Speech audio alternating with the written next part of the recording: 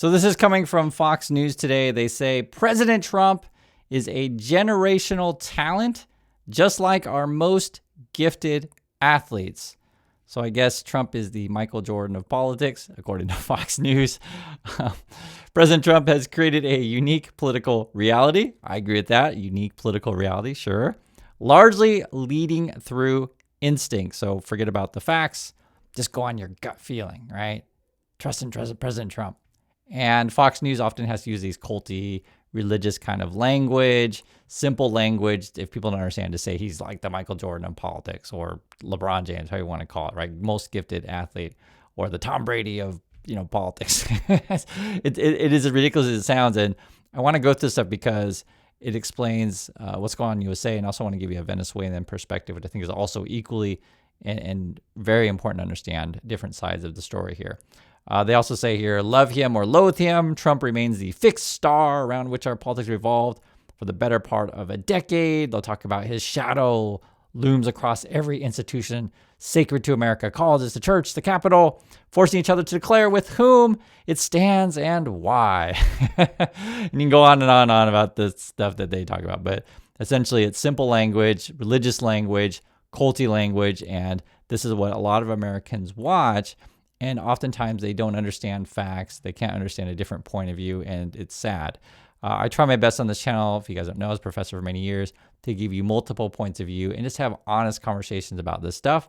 And that's what we're going to do today. We're talking about what's going on in Venezuela and use a conversation from what's really going on. This is what Venezuelans really want. This is a essay coming in for New York Times today. It's very, very good. It gives you multiple things to talk about here, and I want to share my thoughts on this. I want to hear yours also. So, and no culty stuff. President Nicolas Maduro is finally gone from Venezuela. He was captured by U.S. forces and flown out of the country early in the morning on Saturday. President Trump has said that the United States will run the country for the foreseeable future. Now, these two things are very important to talk about. One is I'm not defending Maduro in any way, shape, or form.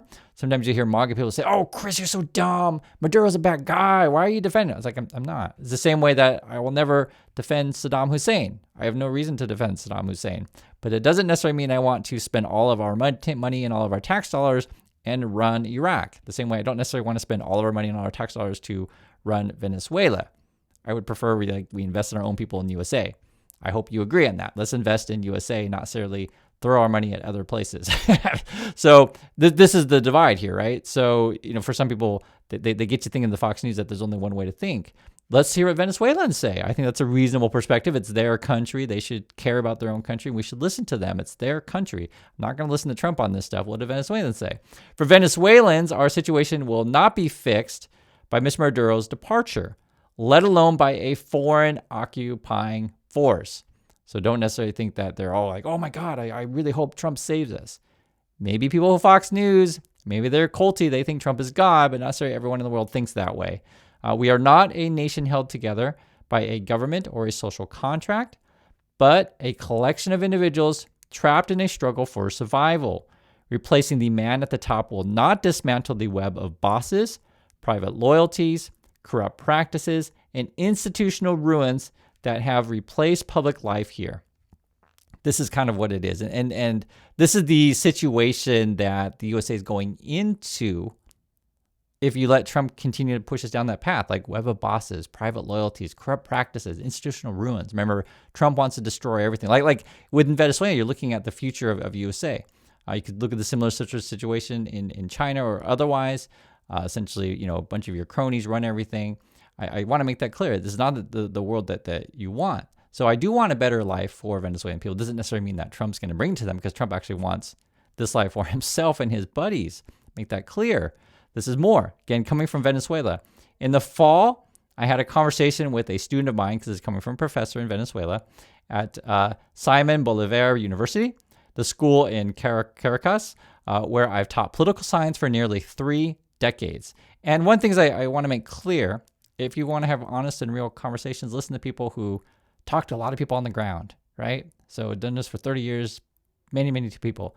Like many students there, he was usually locked in a weary, defensive silence. But in a flash of openness, he told me a little about his life 2 hours outside the capital, right? Sometimes you get to learn the lives of your students, which anyone who's been in education, or doesn't education, but any kind of role where you meet a lot of young people every year, all the time, you get a sense of what people are really thinking, have real conversations with people, okay? His mother runs a fast food stand, and his father, retired policeman, rents out a few motorcycles to delivery drivers. His silence quickly returned when he mentioned his older brother, a member of the Venezuelan National Guard. Quote, he doesn't like to talk about his work, right? This shows you the type of families that we're talking about here. So it's a student. What do you say? His mom has a fast food stand. Dad's a retired policeman, right? So they're probably older. And then brother's part of the National Guard, which may be one of the only jobs that they can get. These kind of things, okay? The brother who was in a position to provide a few small perks reserved for Guard members, so you get benefits if you're part of the regime, right? This is just the reality of how this stuff works. These are human beings like anyone else. And other armed forces is probably his family's last thread of connection to a state that has utterly failed the people of Venezuela. And you're going to hear a lot of these kind of stories in developing nations like this, right? Just the government only works for the very, very top, and everyone else is struggling. That's how it works. And this is what many Americans are feeling as Trump is dismantling the government and telling you, oh, you don't need no government, you don't need no infrastructure, you don't need no Social Security, healthcare, nothing, right? This is the future of USA if you keep going down that path. Listen to what they say in Venezuela, what's going on there. For most Venezuelans, life has become an exercise in struggle, in an economy of scraps and favors, making do with a patchwork of informal jobs and relationships that can never quite fill the void left by the corruption and inefficiency of the government. For years, this is what our authoritarianism has looked like. Not autocratic socialism, but the worst kind of primitive capitalism, okay? Many developed countries are just like this, right? So basically, you just don't have any consumer protections. There's no infrastructure there to support its people. It says here, patchwork of informal jobs. And you could argue many Americans are doing that. Like it's a lot of, you're doing a lot of Ubers or you're doing a lot of side work, right? Maybe lawn work, whatever you can to make ends meet, to put food on the table, because you don't know like what the future holds and you can't trust any of the institutions. So it's really bad in Venezuela. So when people say, oh, Chris, we got to remove Maduro because we got to save Venezuela. Like if you're really interested in Venezuela, listen to what people on the ground are saying. These are actually real conversations about this stuff, opposed to Fox News is telling you that Trump is God and everything's going to be fixed. Listen to what they say.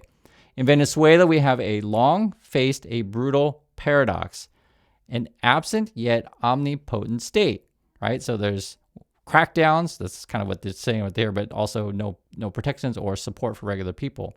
A lot of states are like this who are in this situation. It is everywhere and nowhere.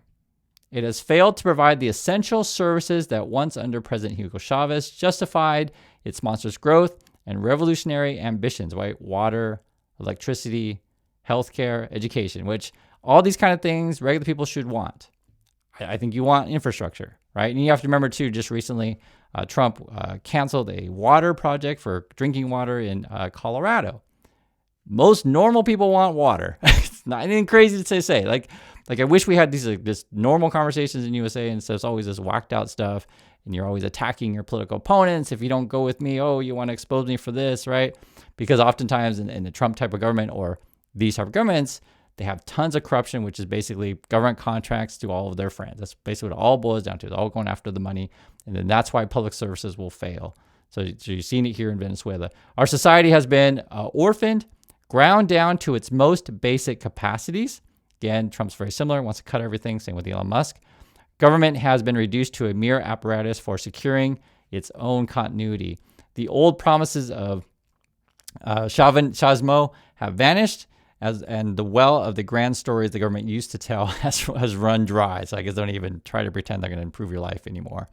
Mr. Chavez came to power with the revolutionary promise, quote, to refund the republic, erase the distinction between the haves and have-nots, to give the marginalized a seat at the table of power.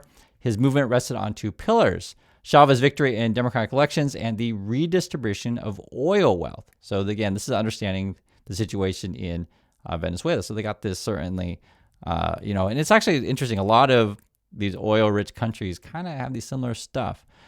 Part of it is because you have resource-rich, you don't necessarily have to develop other parts of your society to drive your economy. Your whole economy is based on this kind of thing. Now, Venezuela is more complicated than that, but just oil matters to these people, right? Same way it does in the Middle East.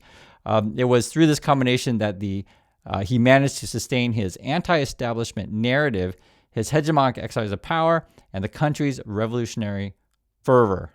Let's go on. Perhaps Venezuelans still remember the splendor of the oil boom and the near constant elections that confirmed Mr. Chavez's political invulnerability, but it's unlikely we will ever forget the damage caused by the crumbling of those two pillars after Mr. Maduro took power in 2013. So this writer is not, supporter of Maduro whatsoever. We're just having a real conversation about what's going on here. And this is someone who would know. They've been teaching poli-sci for 3 decades.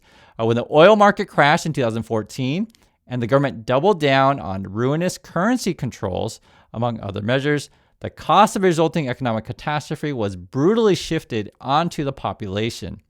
Public spending shrank, right? No longer supporting the public people. Again, public spending shrank the same way that Trump's like, I'm going to cut everything and you'll all be better, right?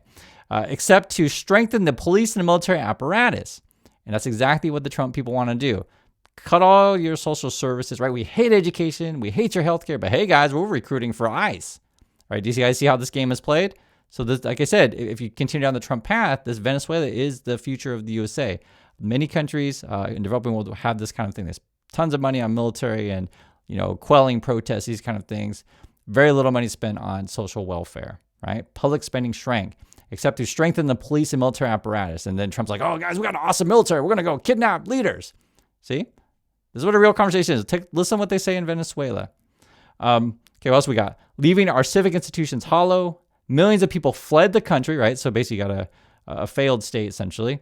The Venezuelans who remained had to learn how to survive on their own. Now, this is something when people say, well, we should care about our neighbors. I agree. And this is so why you would want to have, say, programs, just for example, like USAID. You want to, develop, foster relationships, make sure that you don't necessarily have failed states. This gets very complicated because, sure, some situations, some leadership is going to be better than others in terms of stability in other countries. And essentially, for, any country around the world, we don't want failed states as your neighbor. It's not great because then you get too many refugees and too many problems in that way. And then they start flooding your border and you start wondering like, oh my God, I don't want to, mess with this. And you're kind of a jerk if you don't help refugees, but you're also a jerk if you don't help your neighbors there. And it gets very complicated, but I just want you to understand, just think about the alternatives there when you're talking about your neighbors. Trump's point of view is like, okay, let's just remove them all militarily, take over and pump out the oil or whatever. But I don't trust Trump and his people because we've been defunding. This is Trump's people. Remember, defunding the government. So many of the experts who would be able to assist with whatever you want to do with Venezuela are gone. Trump hates universities. So then we don't have people who are trained to understand the language and the culture of Venezuela. But it's not just Venezuela. It's multiple countries around the world. I'm a big believer 100%, make this clear. I'm a big believer in funding education so we have the next generation of Americans who understand the world. It's very important. Understand the world, learn the language, learn the culture, teach this stuff at university.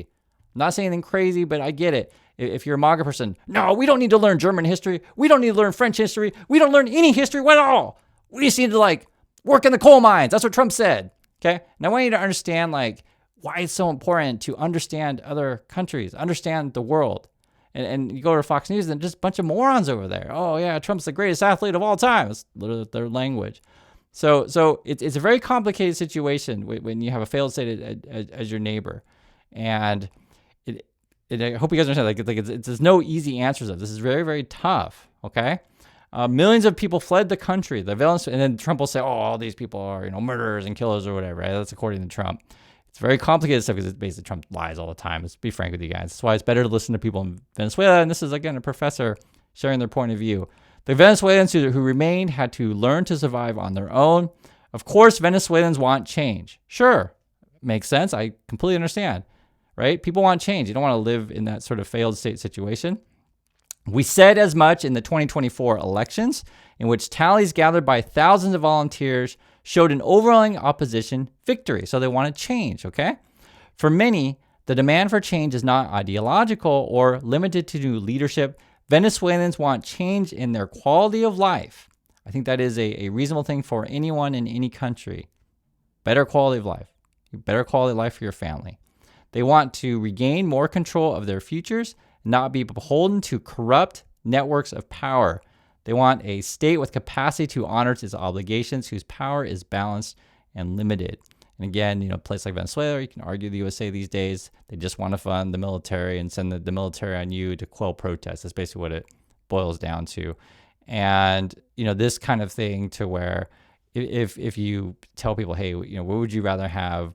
Put more money to education or put more money to police to hold you down? And you have to phrase it in this way. Because the way that Maduro or whoever, Trump or whatever, this is the way this is scary all the time. Oh, we got to get more police and more military, right? Because it's all those, terrorists, evil people, right? And oftentimes in these kind of situations, the dictatorship regimes don't like it if you just tell people the truth, and then they'll claim that you're a bad person, enemy of the state, that kind of stuff. So Trump hates the press. He hates the media, right? He hates any kind of discussion about this stuff. Just let this stuff sink in, okay? The Venezuelan government no longer reliably provides basic services, but that doesn't mean it has gotten weaker. It just changed shape. The regime's power has trickled down across Venezuela. Thousands of comunas, state outposts scattered across the country, now often conduct political surveillance, right? This is what Trump does. Remember we in the USA kicked out all the reporters from the Pentagon because we remember Trump hates any of the press. They don't want you to report what they're doing. Right? That is a very, very bad sign. Okay? This, again, reading through Venezuela is the future of USA if you continue on the Trump path. Now often conduct political surveillance under the guise of community management projects. Millions of people, whether bought, coerced, or true believers, still voted for Mr. Maduro in 2024.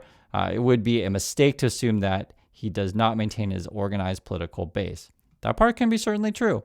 You could just certainly be setting up for massive divisions within society. So clearly, I think this person would be against Maduro, but they're giving you a realistic assessment of it. So anyone who says, "Oh yes, everyone's against Maduro," not necessarily. Right? There's some people who are embedded in the system. Even without Mr. Maduro, the state remains a maze, comprising a sprawling web of overlapping intelligence services. So again, spying on your people, that kind of stuff.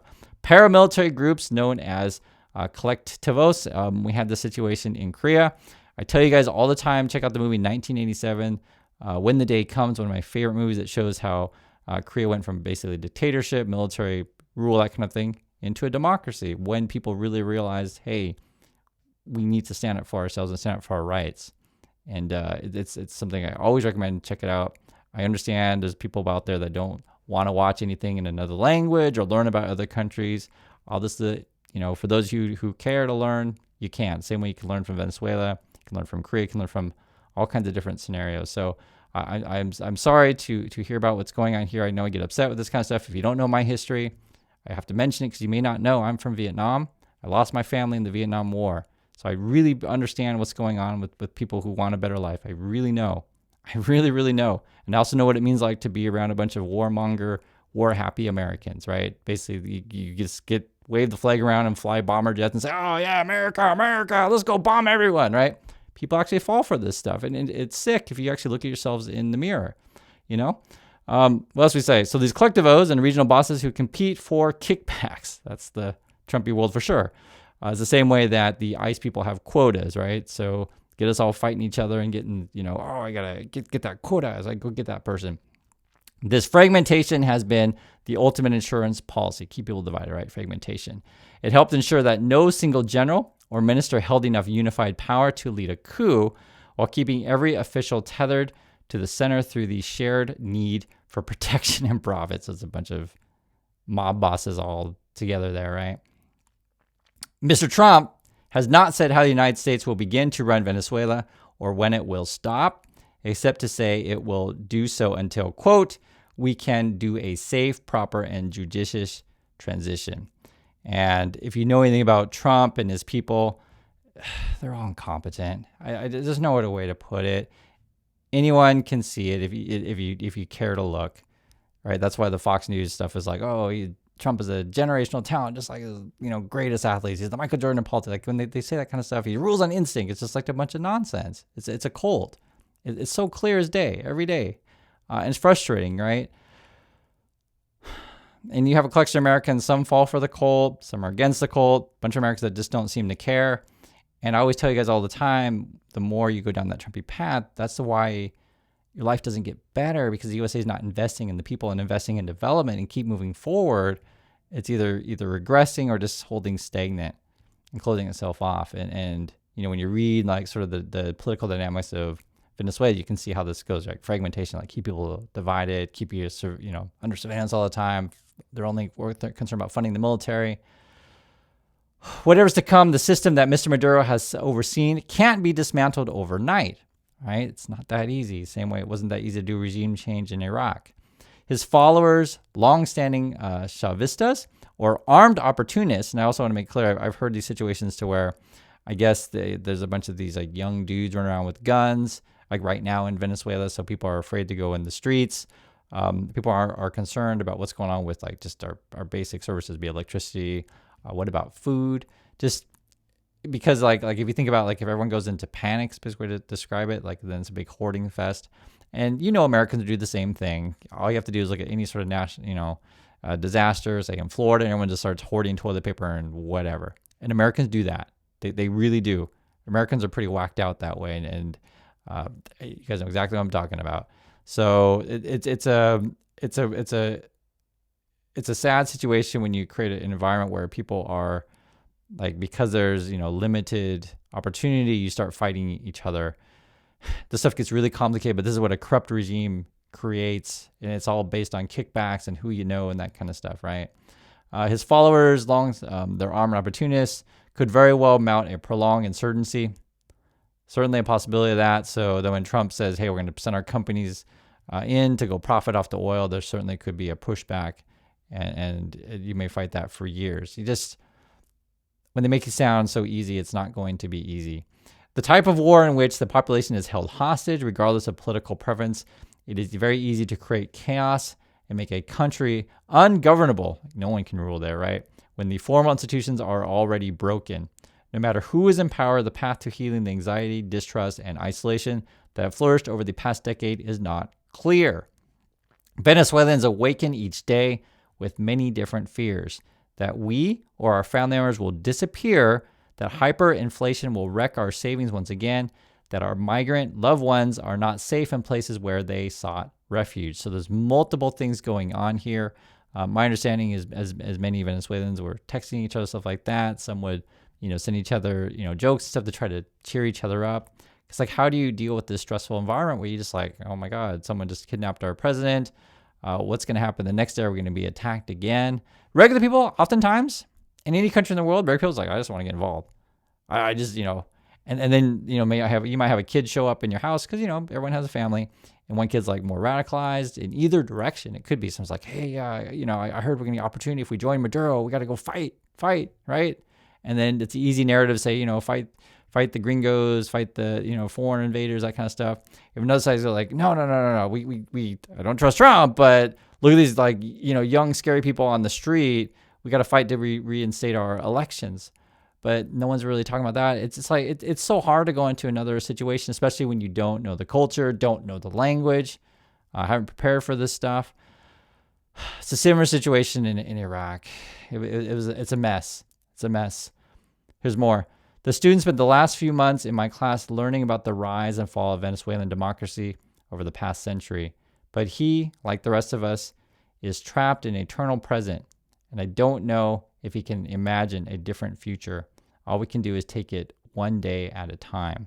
So this is sort of the situation in Venezuela. I think this is a pretty fair evaluation of the political situation. Yes, I understand if you watch American stuff, they just tell you, all of the American point of view. I think it's important to get different points of view on this stuff. For me, this is, I think it's pretty fair. It's a tough situation. I know it's hard to talk to MAGA people because I see it in the comments. Oh, Chris, you're so dumb. Trump's doing great in the world. Oh, he's just a god, right? And it's like, how do you even talk about this stuff? So, is this your plan with no UN support, no international support? We didn't even pass it through Congress, and we're just going to kidnap people and have a big TV show in USA. That's all Trump wants. This is a big distraction. Again, I'm not defending Maduro whatsoever, but if you were honest about this stuff, you would keep Maduro in his own country. If you want to do whatever regime change you can, why are you doing it in the USA? That's going to have no legitimacy among regular people. Like, a system needs to have power from the people. This would be any country in the world. If you want a legitimate system, like, the people themselves have to buy into what you're selling. This idea that some foreign power is going to grab a leader, take them somewhere else, and then install who they want. There's no way that whoever the Trump people install, that they'll have true legitimacy under the just regular Venezuelans. And this is anywhere around the world when the USA tries to do this crap. You could have a failed nation for years.